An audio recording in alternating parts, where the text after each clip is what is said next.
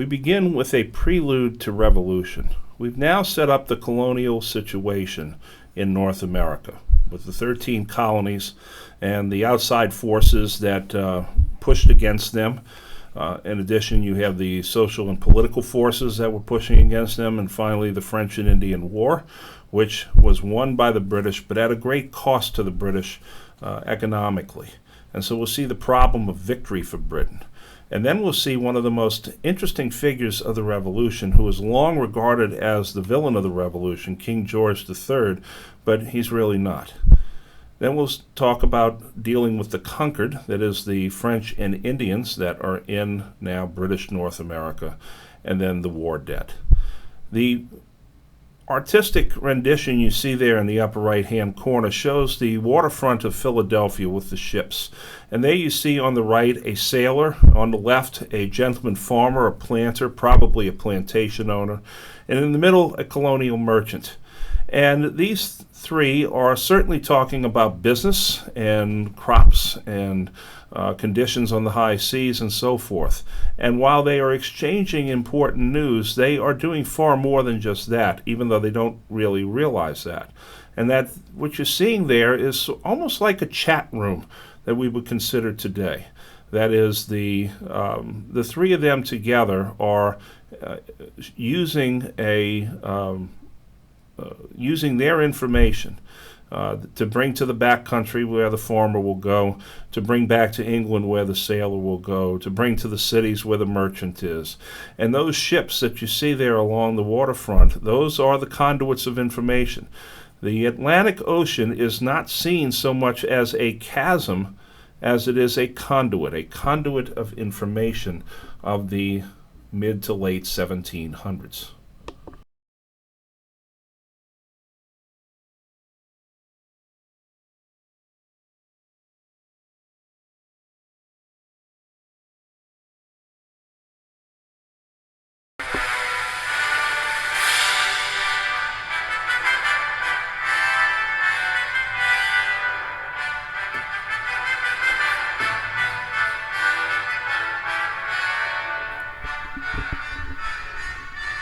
King George III of the British Empire. He ruled from 1760 until 1820. He was the grandson, not the son, of George II. George III's father, Louis Augustus, the Prince of Wales, died when George was just a young boy, and he had sent this young boy prior to his death to go live in the royal court. The royal court of England spoke fluent and perfect German. The boy did not, and for this he was labeled as retarded because he did not speak to anyone until he was 11 years old.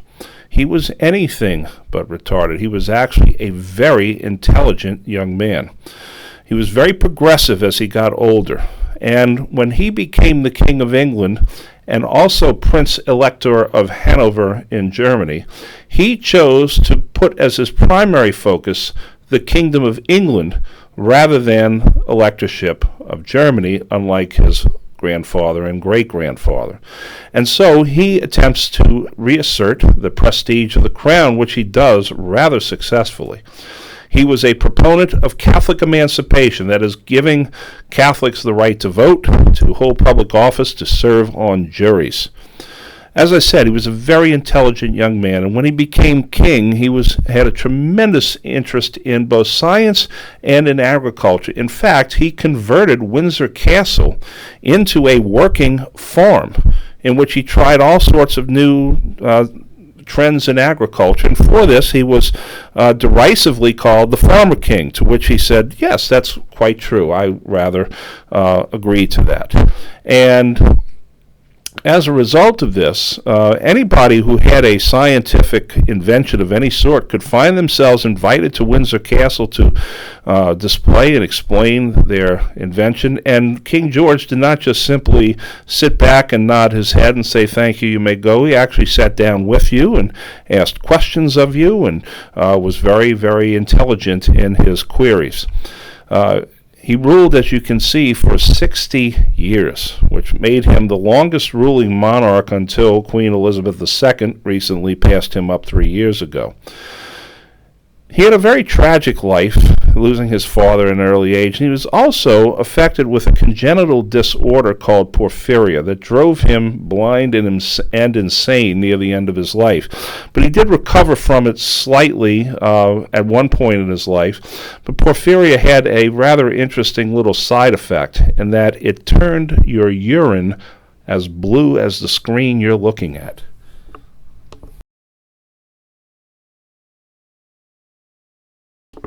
George III inherits an empire. He takes over in 1760. The French and Indian War was still going on, so he got to celebrate at the age of 25 the victory of England.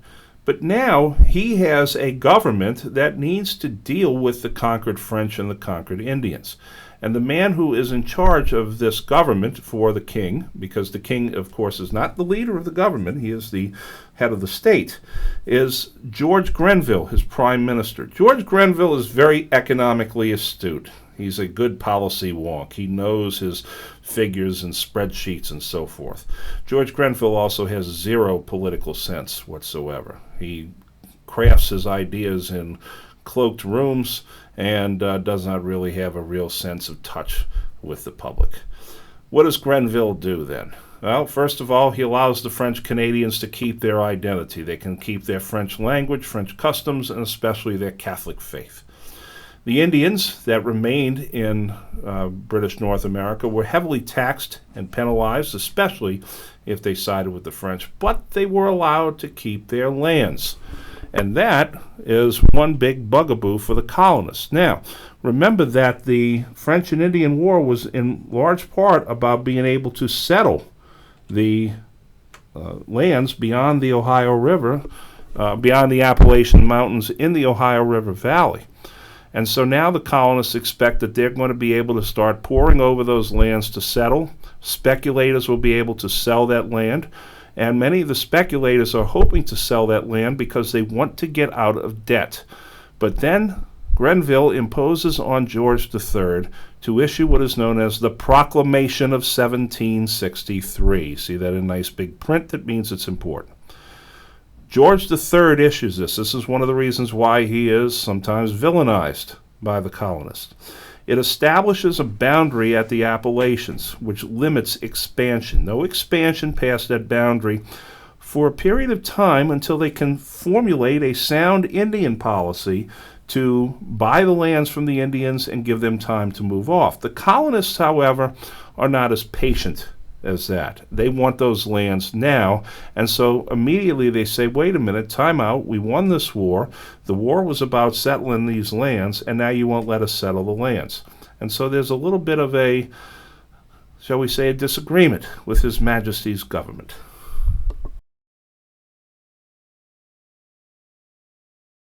This map here will show you the line drawn by the Proclamation of 1763 using the crest of the Appalachians as the ridge, and those 24,000 British soldiers, some of them are going to be put to use guarding the passes across the Appalachian. There you see the Ohio River Valley and the Indian Reserve of 1763, which many people feel that this is going to be open for settlement.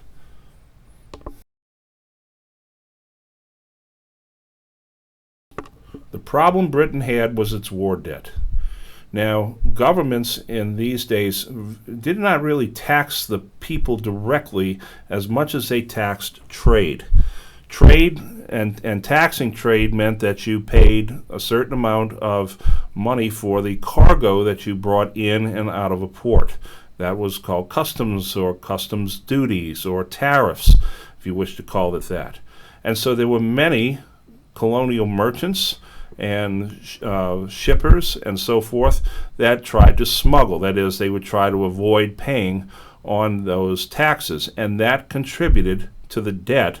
And since many of the colonists did this, it led many in the British Empire, especially in the conservative reaches of Parliament, a belief in the colonists' disloyalty. So Grenville and Parliament begin to pass a series of laws to see if they can address the debt. First of all, they passed what is known as the Currency Act. The Currency Act bans paper money as legal tender in the colonial trade. This is a big problem because farmers are chronically short on cash, and paper money was the way in which they were able to have more cash to trade. But when you ban paper money, that means that you can only trade using coin, and this hurts the farmers, especially the tobacco farmers in the Chesapeake. And what you're beginning to see is the American Revolution is not so much this great groundswell of patriotism, okay, but economics. Economics is the deal here. Britain also enacts customs reform because when people got caught smuggling, they were put on trial in colonial courts in front of colonial juries who might be sympathetic to them. Now, Britain puts a Vice Admiralty Court to try smuggling cases in Halifax, Nova Scotia, which is in Canada, away from the 13 colonies. They also tax sugar, which was a tax on sugar and molasses, but keep in mind that sugar is not just the sweet stuff you put in your coffee. You also take rotten sugar and you make that into rum. And that's how you were able to maximize your crop, and rum was very important on sea voyages. The colonial reaction to all of this was a great deal of shock and anger due to the post-war depression. But there's no sense of revolution just yet. There's no sense of, well, we want to declare our independence. That's not on the table. What they do instead is they enact an economic defiance, the boycott. The boycott was the main way in which colonists showed their displeasure with the Acts of Parliament. They stopped buying things because, remember, under the system of government that they had, the colonies sent raw materials over to England, and then England sent back finished goods for the colonists to purchase. And when you don't purchase new cloth for dresses or suits or so forth, you don't purchase new furniture or new dining ware or anything like that, that begins to hurt the manufacturers in England. And so the boycott was a very effective way, whereas people who would normally have had a new set of clothes every 4 or 5 months or so, instead they are wearing frumpish, worn-down looking clothes, or they're doing homespun dresses. That was a very big way in which colonists could make do with what they had.